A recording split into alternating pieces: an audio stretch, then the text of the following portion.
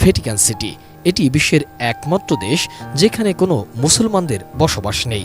ইতালির রাজধানী রোমের কাছে ভ্যাটিকান সিটিতে শুধুমাত্র খ্রিস্টানরাই থাকতে পারে। পৃথিবীর ক্ষুদ্রতম এই দেশে মুসলমানদের বসবাস সম্পূর্ণ নিষিদ্ধ। এর মোট জনসংখ্যা প্রায় ৮০০ এবং এটি একটি সম্পূর্ণরূপে ধর্মীয় স্থান। উত্তর কোরিয়ার ক্ষেত্রে ইসলাম সহ অন্যান্য সব ধর্ম অনুসরণ করাও কঠোরভাবে নিষিদ্ধ রয়েছে।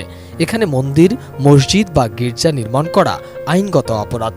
এক সময় এখানে মুসলমানদের সংখ্যা ছিল ৩,০০০, কিন্তু এখন তা শূন্যের কাছাকাছি। এখানে যেসব মুসলমান ছিল তারা হয় দেশ ছেড়ে চলে গেছে, নয়তো নিহত হয়েছে। উত্তর কোরিয়ার শাসক কিম জং উন নাস্তিকতায় বিশ্বাসী এবং ইসলাম প্রচার করলে মৃত্যুদণ্ড দিয়ে থাকেন। স্লোভাকিয়া বিশ্বের একমাত্র দেশ যেখানে আজ পর্যন্ত কোনো মসজিদ নির্মাণ হয়নি। মুসলমানরা এখানে মসজিদ বানাতে পারে না, মাদ্রাসাও চালাতে পারে না।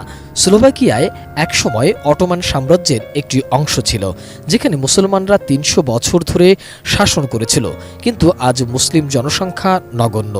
এখানে প্রথম হাসপাতালও মুসলিম শাসকদের দ্বারা প্রতিষ্ঠিত হয়েছিল, কিন্তু আজ মুসলমানদের উপর অনেক বিধিনিষেধ রয়েছে সেখানে।